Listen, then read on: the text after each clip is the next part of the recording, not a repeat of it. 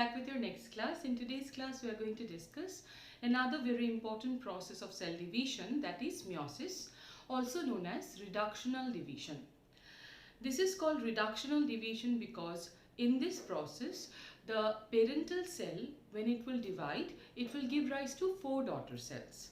And the 4 daughter cells will have half the number of chromosomes in comparison to the parental cell. That's why we call it the reductional division, because the daughter cells will have half the amount of substances that would be present in the parental cell, mainly in case of DNA, okay, with respect to DNA. So now the meiosis process, just like mitosis, can be divided into certain phases to understand in a much more better way. Okay, so let's see this.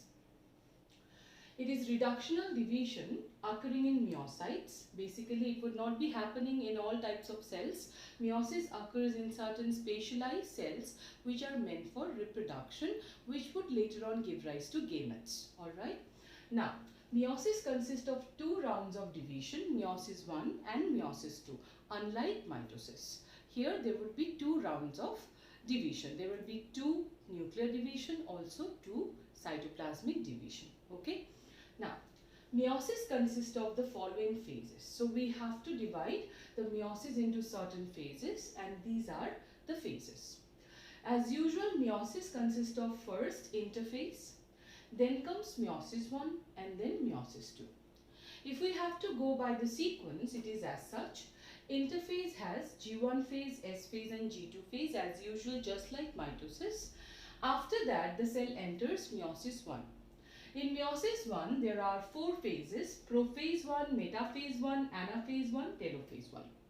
But then, because prophase 1 is the longest and has various substances occurring in the cell in this time, to understand prophase 1 properly, we can divide prophase 1 into 5 subphases: leptotene, zygotene, perchitine, diplotin and dikinases. Alright. After telophase 1, there will be 1 round of cytoplasmic division, that's called cytokinesis 1, and then there will be a brief gap period.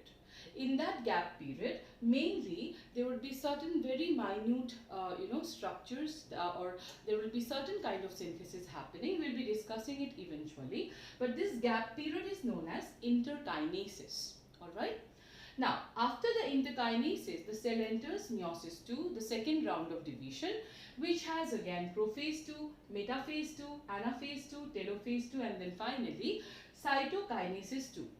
After cytokinesis 2, 4 daughter cells will be produced, which will be haploid and will have half the number of chromosomes. Alright. So let us start with first interphase. So interphase in meiosis is going to be exactly similar to mitosis. Alright.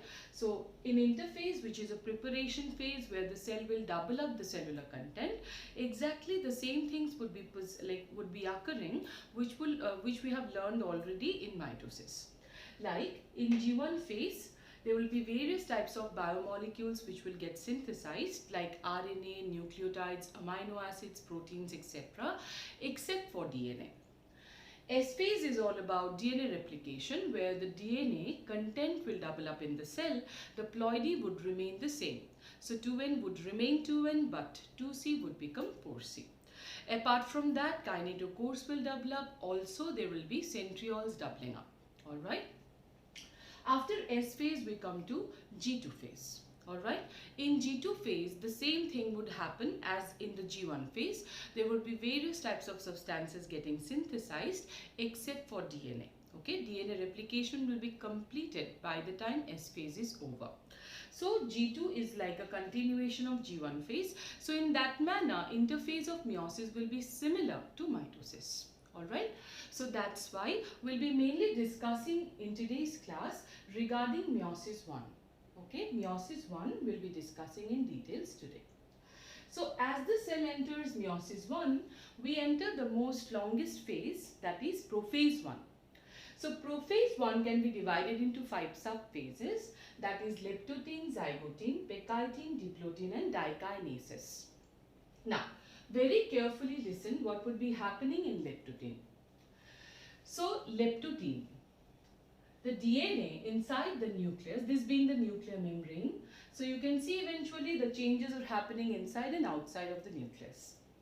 In leptotene, DNA would start undergoing condensation and spiralization so that it would start becoming more and more compact. Outside, the centrioles which are doubled up in the S phase would start to separate. Alright. Next is zygotene. Zygotene is all about pairing up of the homologous chromosomes. Now from homologous chromosomes you already know that in diploid organisms the chromosomes, they remain in the pair of or in the set of 2. So in the set of 2, when I say, it basically means there will be 2 chromosomes present which will be exactly alike by their morphology, by their structure, by their shape, by their centromere position. So 2 chromosomes which are exactly similar in their structure, they would be referred as homologous chromosome. The only difference that these chromosomes would possess is that during the formation of zygote, one of the homologous, out of the 2 in the homologous pair, one comes from the mother, another comes from the father. So homologous pair consists of 1 maternal and 1 paternal chromosome. Okay, but they are exactly similar in appearance, in their structure. Alright. So in zygotene, the homologous chromosomes, they would start to pair up. How would they pair up? See, in between the 2 homologous chromosomes, a protein complex called synaptonymal complex will be arranged or will be formed. Now, synaptonymal complex will behave in a manner that it will hold the maternal and paternal chromosomes together and not let them move apart, so that they will have to remain paired up. Understood? So synaptonymal complex is formed in between, holding the 2 chromosomes together, not letting them move apart. Hence, the homologous chromosome seems to be paired up. Understood? So see, pairing of homologous chromosome begins, and this pairing of homologous chromosome is called synapsis. Very, very important. It's called synapsis. Okay? Synapsis occurs due to synaptonymal complex formation. Also, another important term you should know is that the pair of synapsed chromosome is called bivalent. So these are the paired up or synapsed chromosomes, they would be known as bivalent. So important terms related to zygotene will be synapsis and bivalent. Alright. Now, next, Picatinny. In Picatinny stage, you can finally see that the chromosomes have become thick, or sorry, the DNA has become thick, and it can look like chromosomes now. The 2 chromatids are easily viewable. Alright. So, now see, in a pair of homologous chromosomes, suppose, look at this diagram properly. This is one chromosome, this is another. They are homologous chromosomes. Okay. Now, the chromosomes have 4 chromatids in total. 1, 2, 3 and 4. Right? Say this is chromosome A and this is chromosome B. A and B together make up the homologous pair, and they have 4 chromatids. 1 and 2 belongs to A, 3 and 4 belongs to B. Alright? Now see, if 2 chromatids belongs to the same chromosome, we call those chromatids to be sister chromatids. So 1 and 2 are sister chromatids, 3 and 4 are sister chromatids. Okay? But if the chromatids belong to 2 different chromosomes but in the homologous pair, okay, within the homologous pair but belonging to 2 different chromosomes, then we will call them to be non-sister chromatids. Like 2 and 3 are non-sister chromatids. 1 and 4 are non-sister chromatids. Is that clear? So now see, in Picatinny stage, the homologous chromosomes, they have now started to undergo something that's called crossing over.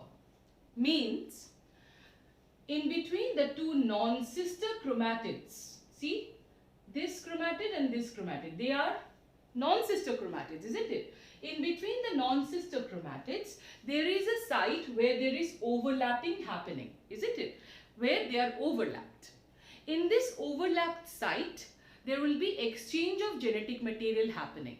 Means a part of that chromatid, a part of the chromatid will get cut and go and join the other one. Okay, say for example, say in between 2 and 3, crossing over is happening. So, say the 2 and 3, they are overlapped at a site. Okay.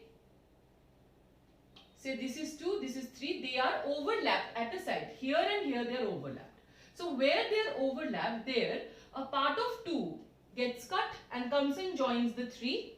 And a part of 3 would also, in that overlapping zone, it would get cut and go and join 2. So, exchange of genetic material has taken place. This exchange of genetic material is called genetic recombination, or we also call this event to be crossing over event. Is that clear? So, in Picatinny stage, mainly in between two non-sister chromatids, crossing over will take place, means exchange of genetic material will take place. This is also known as genetic recombination, and it is enzyme mediated process. There will be so many enzymes required, but the main enzyme associated with the process is called recombinase enzyme.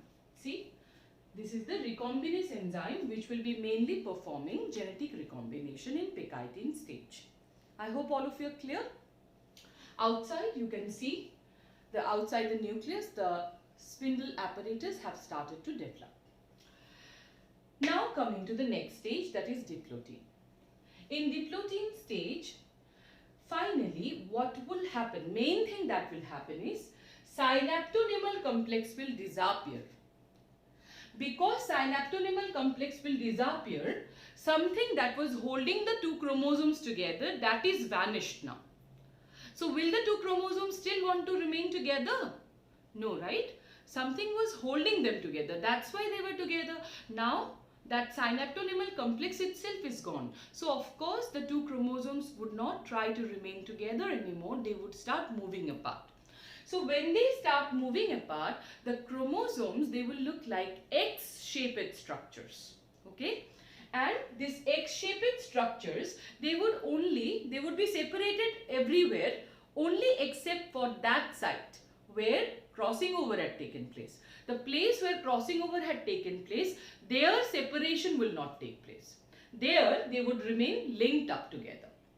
So this X-shaped structures that would remain linked up together in the place where crossing over had taken place, this are known as now chiasmata.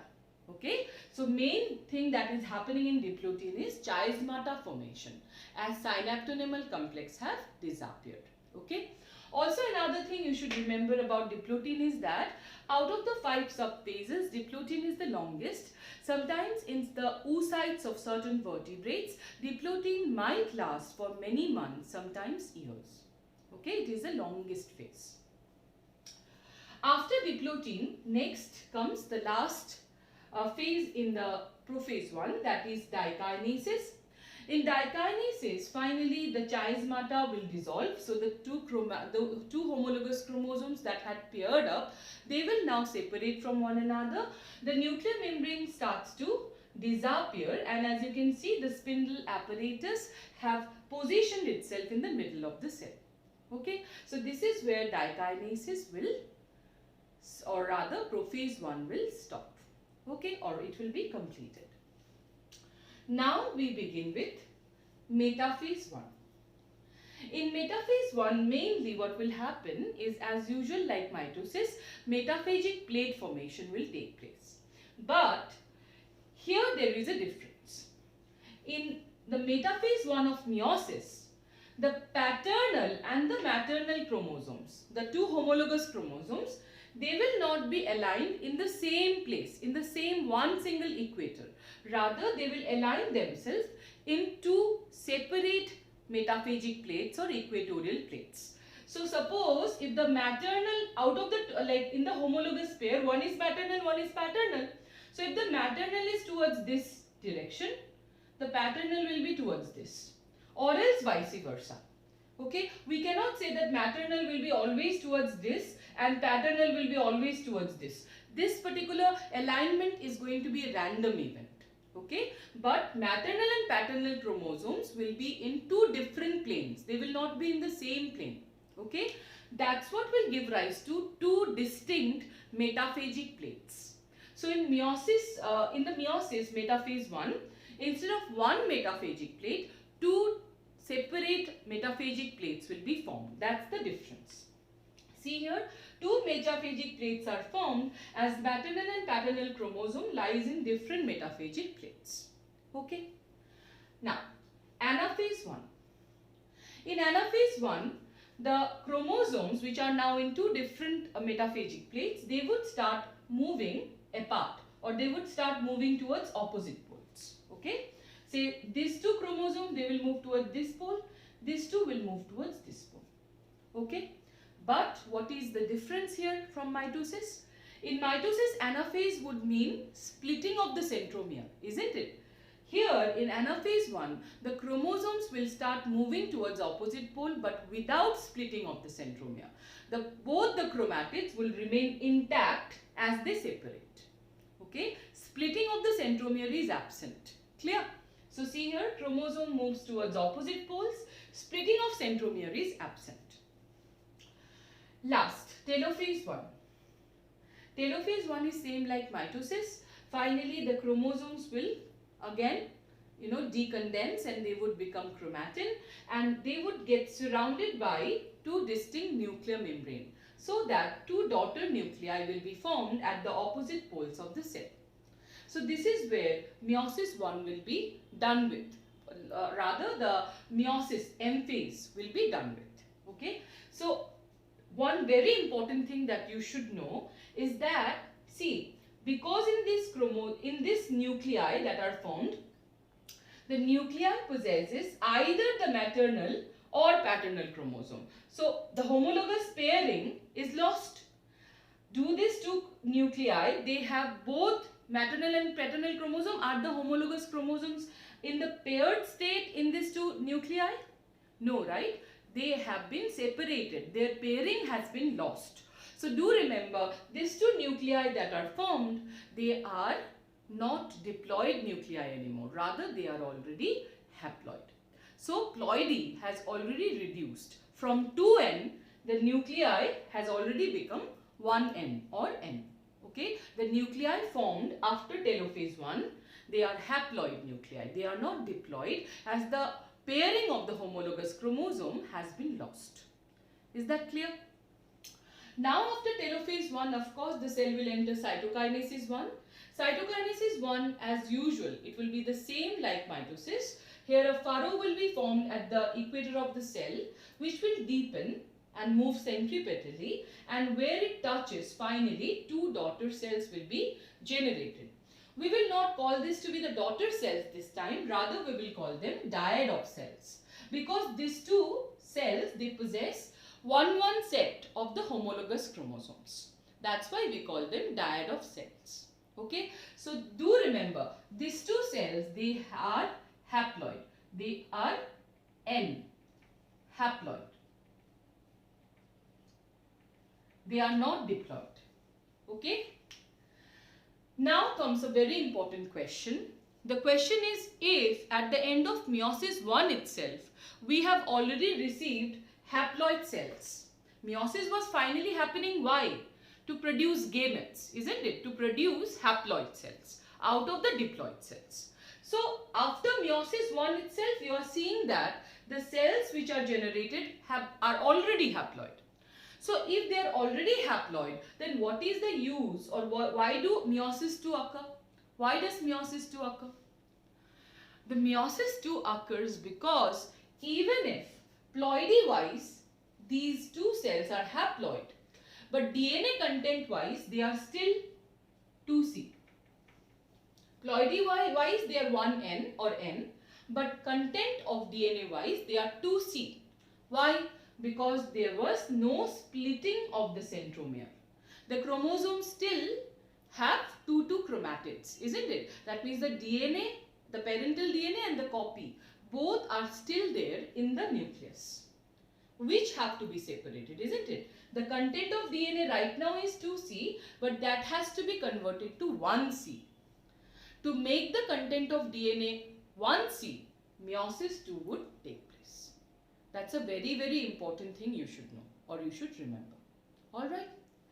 So finally, after cytokinesis 1, when diodes of cells are generated with ploidy being N but content of DNA being 2C, finally the cell will enter the gap period called interkinesis.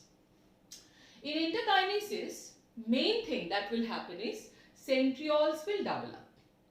The centrioles will double up. There will be protein and RNA getting synthesized, but DNA replication will be strictly absent. Okay, DNA replication will not be taking place. Do remember, in meiosis, even if we have 2 rounds of division, we have meiosis 1 and meiosis 2, but DNA replication will be happening only once, that is in the S phase.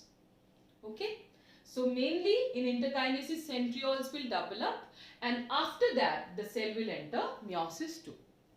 Alright, but meiosis 2 is exactly like mitosis. There is no change in it, nothing at all. It is completely like mitosis. Okay, and at the end of meiosis 2, 4 daughter cells in total will be produced with N equal to 1N and C equal to 1C. So they will be 4 haploid daughter cells which can then behave as gametes. Alright. So this is all about meiosis. Meiosis 2 I am not discussing again because it is exactly similar to mitosis. So all of you, I hope, have understood today's class properly. So with that, this particular chapter is over today. I hope all of you have studied or have understood it well. In the next class, we'll start with plant physiology.